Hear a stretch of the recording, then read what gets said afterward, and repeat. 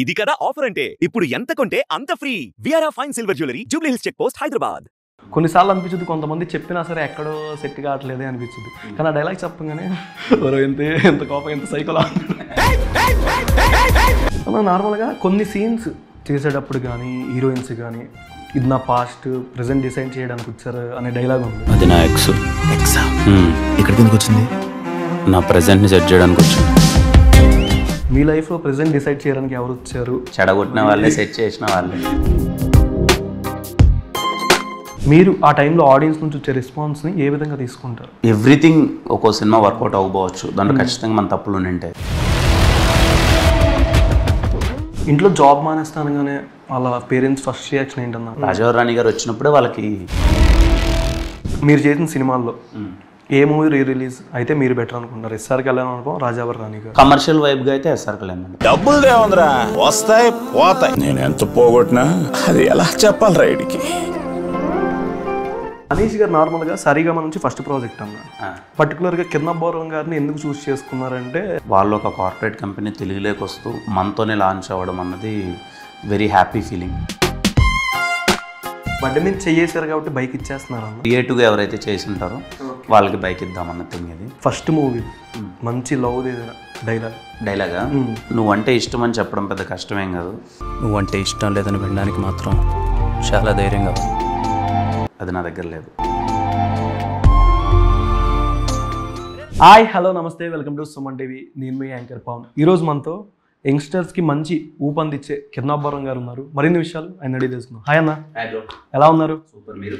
చాలా బాగున్నాం అన్న. ఏంటి నార్మల్గా రాజా, కళ్యాణ్, సెబాస్టియన్, కృష్ణ, వివేక్, పవన్, విష్ణు, అర్జున్ కళ్యాణ్, మనోరంజన్, వాసుదేవ, నెక్స్ట్ సిద్ధు. ఎలా అసలు క్యారెక్టర్, ప్రతి క్యారెక్టర్ ఒక ట్రాన్స్ఫర్మేషన్లా ఉంటుంది నార్మల్గానే. కానీ దీంట్లో కోపం వస్తే సంథింగ్ ఒక డైలాగ్ ఉందన్న, వర్షంలో ఒక షార్ట్.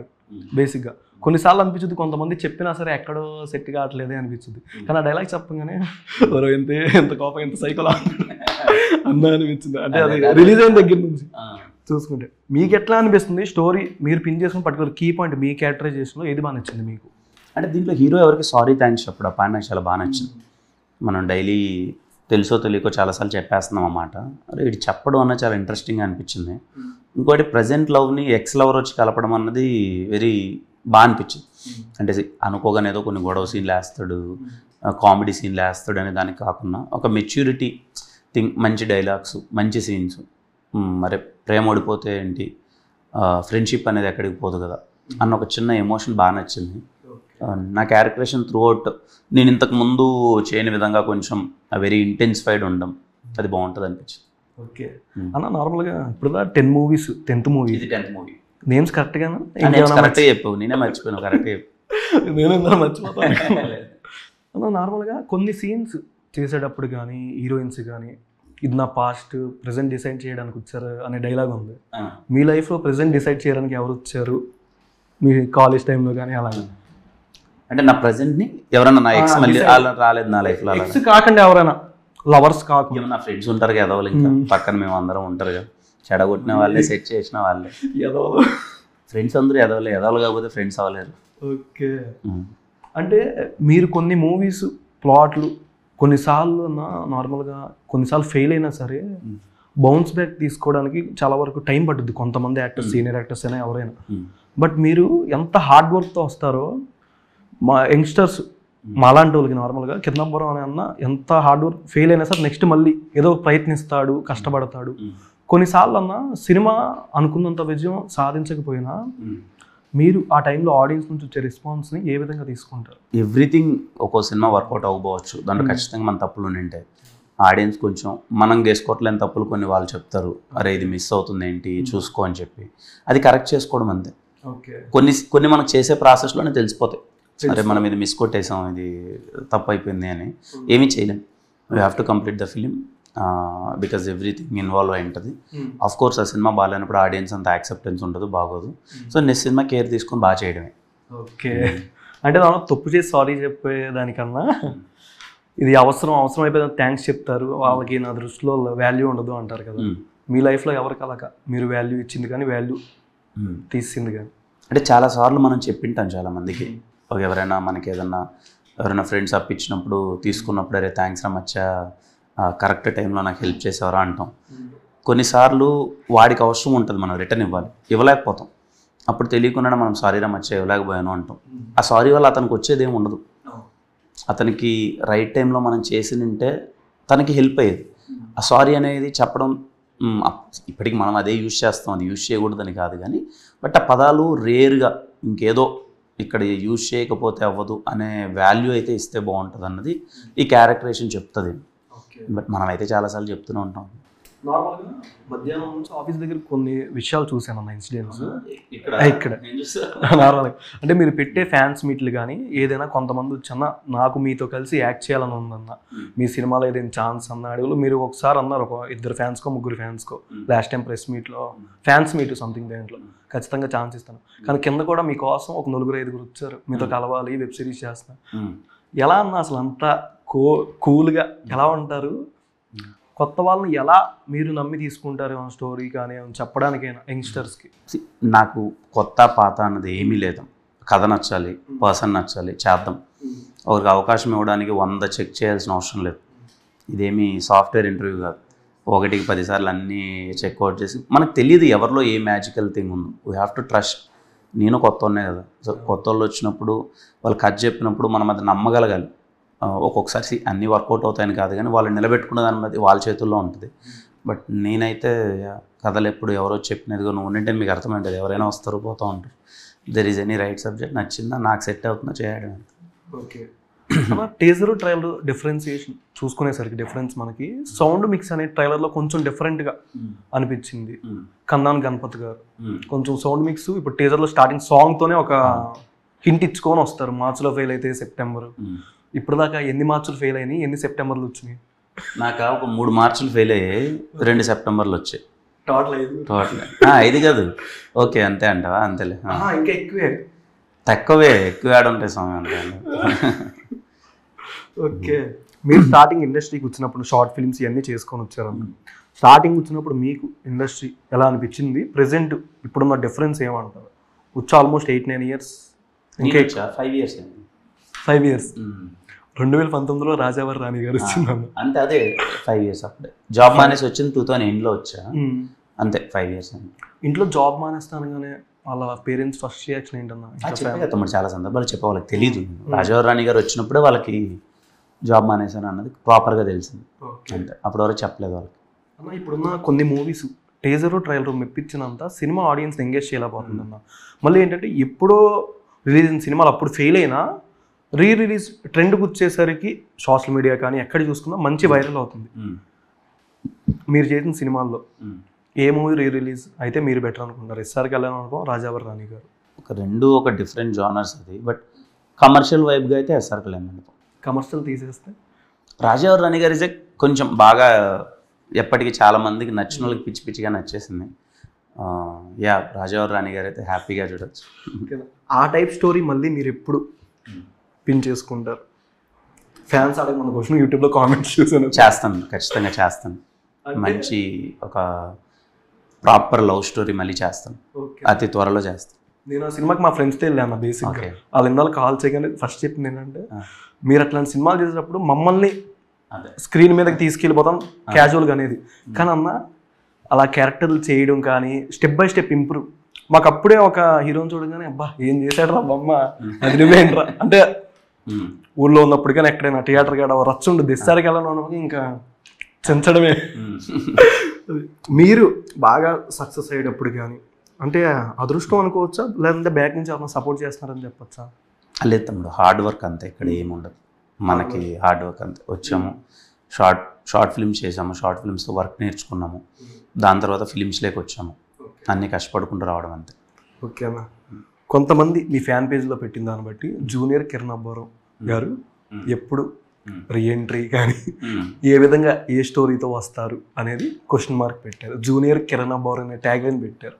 జూనియర్ కిరణ్ అబ్బవరం అంటే అర్థం కదా? జూనియర్ కిరణ్ అంటే పుట్టబోయే ఎవరు పుడతారో తెలియదు. అది ఇంకా మళ్ళీ అప్పటిదాకా అదేం లేదు. అది ఇంకా అసలు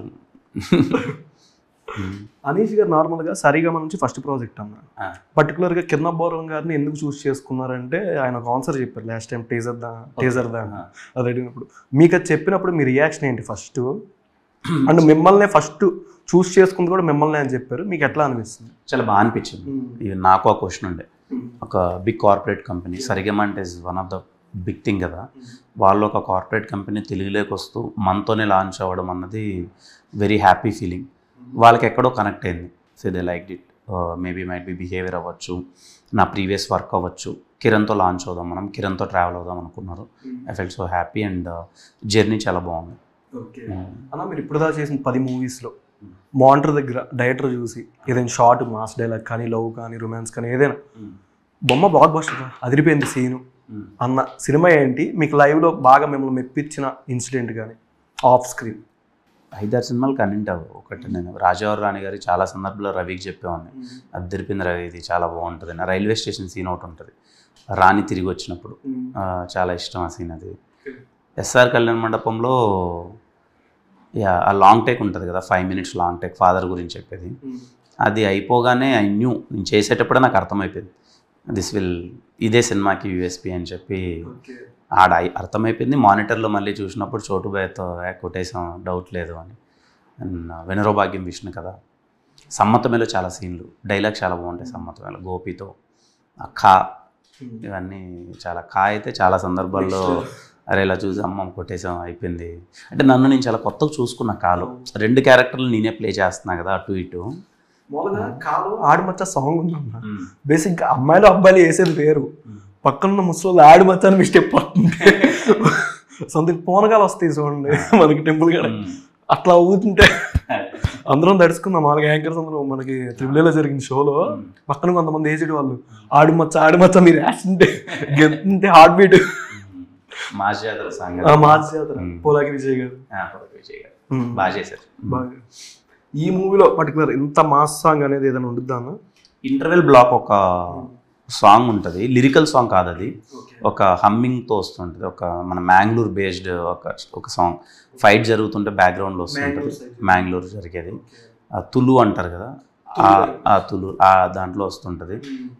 చాలా బాగుంటుంది. ర్యాప్ అని కాదు, ఒక జాతర జరిగినప్పుడు ఒక వైబ్ వస్తుంది కదా, ఆ వైబ్లో ఉంటుంది. డిఫరెంట్గా ట్రై చేసాం, అంటే లిరిక్ కాకుండా. లిరిక్ పెట్టేస్తే రొటీన్ అయిపోద్ది అని, ఇప్పుడు లిరిక్ పెడితే హీరోని పొగడాలి, ఏదో అవ్వాలి, అది వద్దు అని ఆ లిరిక్ లేకుండా వెళ్దాము అన్నది డిసిషన్ తీసుకున్నాం. అది చాలా బాగుంటుంది. ఒక 5 minutes లాంగ్ సీక్వెన్స్ ఫైట్ ఉంటుంది, ఆ 5 minutes ఈ పాట వస్తూ ఉంటుంది. బండి మీద చెయ్యేశారు కాబట్టి బైక్ ఇచ్చేస్తున్నారు అన్న? బండి మీద బైక్ మీద చెయ్యేశారు కాబట్టి బైక్ ఇచ్చేస్తున్నారు? బైక్ ఇచ్చేస్తున్నాం. ఆ కంటెస్ట్ అర్థం కాదా బేసిక్గా? కామెంట్లో మీరు ఒక ప్లాట్ పెడితే గెలుచుకున్న వాళ్ళకి అంటున్నారు కదా, అది ఏ విధంగా తీసుకుంటారు అనేది చాలా క్వశ్చన్ మార్క్ పెట్టారు ఆ వీడియోల కింద బేసిక్గా. అంటే ఏంటంటే మామూలుగా #దిల్రుబా అని పెట్టి పంపించండి అన్న థింగ్ ఇది. మా వాళ్ళు అన్నీ చెక్ చేస్తున్నారు. ఇప్పుడు నా పోస్ట్ కిందగా కామెంట్ చేసిన వాళ్ళది, ట్విట్టర్లో చేసిన వాళ్ళది, లేకపోతే వేరే వాళ్ళు చేసిన #, ఉంటుంది కదా, మా వాళ్ళు గెస్ట్ చేసి అంతే ఏంటి కదా అని. చాలామంది క్రియేటివ్గా ఎవరైతే చేసి ఉంటారో వాళ్ళకి బైక్ ఇద్దామన్న థింగ్ ఇది. ఆల్మోస్ట్ వాళ్ళు ఎవరో ఫైనలైజ్ అయినట్టున్నారు, రేపు ఎల్లుండి అనౌన్స్ చేస్తాం. మీరు నాకు చెప్తే బండి చూడంగానే కొంచెం డిఫరెంట్గా ఉంది ఆ డిపార్ట్మెంట్ వర్క్ అనేది అన్న. నార్మల్ హెయిర్ స్టైల్ పరంగా కొన్ని యాక్షన్ సీక్వెన్స్లో ఇప్పుడు దాకా ఉన్న సినిమాల కన్నా హెయిర్ లుక్ కానీ, మీ స్వాగ్ కానీ, పోలీస్ స్టేషన్ సీన్ దగ్గర కానీ బయటకు వచ్చి అందరినీ దరువేసుకొని వచ్చేస్తారు బేసిక్ కొట్టి స్వాగ్ కొంచెం డిఫరెంట్గా అనిపించింది. కొన్ని సీన్స్ చేసేటప్పుడు కానీ మీరు హోంవర్క్ అనేది ఎట్లా తీసుకుంటారు యాక్షన్ సీక్వెన్స్లో కానీ? మీరు యాజ్ ఏ రైటర్ మీకు ఐడియా ఉంటుంది, ఈ కథను మనం స్క్రీన్ మీద ఆడియన్స్కి ఎట్లా ఎంగేజ్ చేయాలంటే మనం చూపించాలి ఎగ్జాక్ట్గా అనేది ఉంటుంది మైండ్ సెట్. మీరు ఏ విధంగా హోంవర్క్ చేస్తారు? ఎప్పుడైనా మీరు అంటే కొంతమంది ప్రాక్టీస్ చేస్తారు అనుకోండి, పెద్దోళ్ళు కొంతమంది చెప్పారు, డైరెక్టర్స్ కొంతమంది యాక్టర్స్ చేస్తారమ్మా, చెప్పుకోవడంలో ఏముండదని, మీరు ఏ విధంగా చూసుకుంటారు? అంటే నేనైతే ఇన్స్టెంట్ వెళ్ళిపోతాను. ఆ టైంకి డైరెక్టర్ మనకు చెప్తాడు, ముందే కథ వినింటాం కాబట్టి మన మైండ్లో ఒకటి ఉంటుంది, ఓకే ఇంత ఇంటెన్సిఫైడ్గా ఉంది, ఇలా మనం చేయాలనేది అయితే ఒకటి అనుకుంటాను. అప్పటికప్పుడు ఇంకా డైరెక్టర్తో డిస్కస్ చేసి సీన్ ఆఫ్ ద మూడ్ ఏంటి, ఏం చేద్దాం అన్నది వెళ్ళిపోతాను. ప్రాక్టీస్ అయితే నేను అంత రేర్. ఫైట్స్ అయితే అసలు ఎక్కడ ప్రాక్టీసే చేయలేదు, డైరెక్ట్ సెట్లో. ఎడిటింగ్ కూడా చాలా బాగుంది, సినిమాటోగ్రఫీ అయితే ఎక్సలెంట్గా ఉంది అసలు నార్మల్గా. అంటే కొన్ని సీన్స్ ఇప్పుడు 3 సినిమాలు చూసుకుందాం మీరు చేసిన దాంట్లో, ఇది ఫస్ట్ది రాజావర్ రాణి గారు, ఎస్ఆర్ కళ్యాణ మండపం, ప్రజెంట్ దిల్ రూబా. దీని ప్రీవియస్ కా. ఏదైనా డైలాగ్స్ మాడ్యులేషన్ కానీ ఫస్ట్ మూవీ మంచి లవ్ ఏదైనా డైలాగా ఫస్ట్ మూవీ నువ్వంటే ఇష్టం అని చెప్పడం పెద్ద కష్టమేం కాదు, కానీ నువ్వంటే ఇష్టం లేదు అని వినడానికి మాత్రం చాలా ధైర్యం కావాలి. అది నా దగ్గర లేదు. అది రాజా. ఎస్ఆర్ కళ్యాణ మండపం స్లాంగ్ కంప్లీట్లీ. ఏం నో మీకు గర్ల్ ఫ్రెండ్స్ లేరా, లేకపోతే వాళ్ళకి నడుములు లేవా? నేనమ్మ ప్రతోడికి నా గర్ల్ ఫ్రెండ్ నడుము గురించే నా panchayat. Next Dil Rooba and కాలో ఐ ఎక్స్ప్రెషన్ అనేది కాలో కొంచెం డిఫరెంట్గా ఉంటుంది అన్న మీది. అవును, సంథింగ్ కూర్చొని మాట్లాడే దగ్గర అవును ఐస్, అవునవును ఐస్తోనే మొత్తం చూపిస్తున్నట్టు. అవును. అదే కాలో డైలాగ్స్ అయితే బేసిక్గా నాకు తెలిసింది నేను మంచి, నాకు తెలియని నేను, అదే ఉంటుంది అది. ఓకే, మీరు ఫస్ట్ చెప్పిన డైలాగ్ అయితే రాజా గారు చూస్తారు కంపల్సరీ. నెక్స్ట్ దిల్ రూబా, దీంట్లో నడుములు కాకుండా ఇంకా ఏమైనా? దిల్ చాలా డైలాగ్లు ఉన్నాయి. ఓకే, టీజర్లో ట్రైలర్లో లేనిది. ట్రైలర్లో లేదు. ఇండియా ఈజ్ మై కంట్రీ అంటాం, all Indians are my brothers and sisters అంటాం. కానీ ఒక అమ్మాయి అర్ధరాత్రి ఒంటరిగా కనిపిస్తే కాలో చెయ్యో లాగేయాలని చూస్తాం. ఇంకా మనం మారవేంట్రా. కాలో పర్టికులర్గా మేజర్ సీక్వెన్స్ అంటే ఏదని చెప్తారు మీకు బాగా? కాలో క్లైమాక్స్. అండ్ దిల్ రూబాలో ఇంటర్వెల్ చాలా బాగుంటుంది.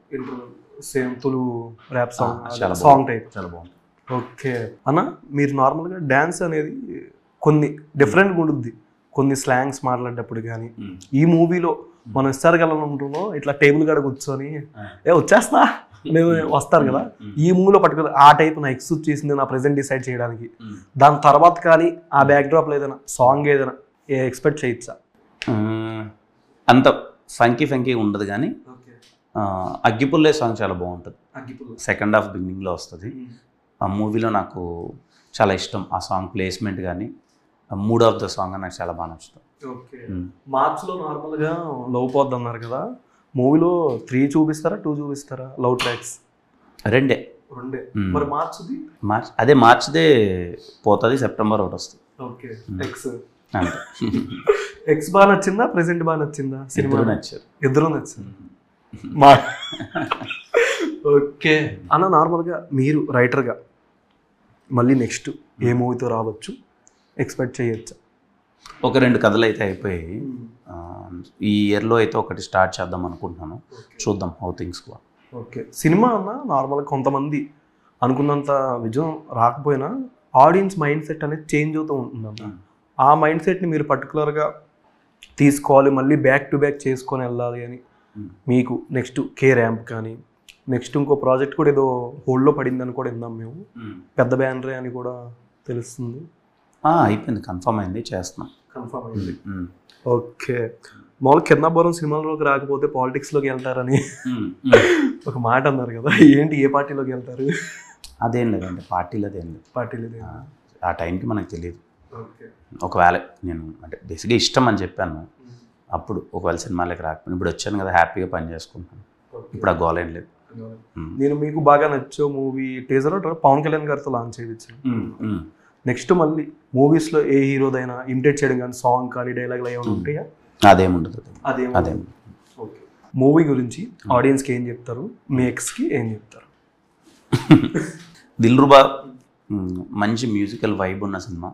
హోలీ లాంగ్ వీకెండ్ వచ్చింది, హోలీకి సెలబ్రేట్ చేసుకోవడానికి ప్రాపర్ సినిమా. మీ ఫ్యామిలీతో ఖచ్చితంగా వెళ్ళండి, మీ లవర్తో. అండ్ ఎక్స్ అన్న థింగ్ ఎందుకు చెప్తున్నాను అంటే, మనం బ్యూటిఫుల్ ఎమోషన్ చెప్పాం, దాని మీద ఏదో కామెడీ చేయడానికో లేకపోతే ఇంకోలానో కాదు. వీ ట్రై టు సే ఒక మన లైఫ్లో ఎక్స్ అన్నది కూడా చాలా క్రూషియల్. ప్రేమ పోతే ఏంటి, ఫ్రెండ్షిప్ అయితే పోదు కదా అన్న ఒక ఎమోషన్ చెప్పాం. మీకు బాగా నచ్చుతుంది. పాటలు చాలా బాగుంటాయి, యాక్షన్ సీక్వెన్సెస్ బాగుంటాయి, నన్ను చాలా కొత్తగా చూస్తారు. అండ్ ఐ హోప్ దిల్ రూబా మీరు March 14 థియేటర్కి వెళ్ళి చూసి మీ ఫ్యామిలీ అంతా ఎంజాయ్ చేస్తారు అనుకుంటున్నాను. Please go and watch. Next party కూడా అన్న తొందరగానే ఇస్తారు అందరికీ, ఫ్యాన్స్కి. Thank you so much sir. Thank you so much.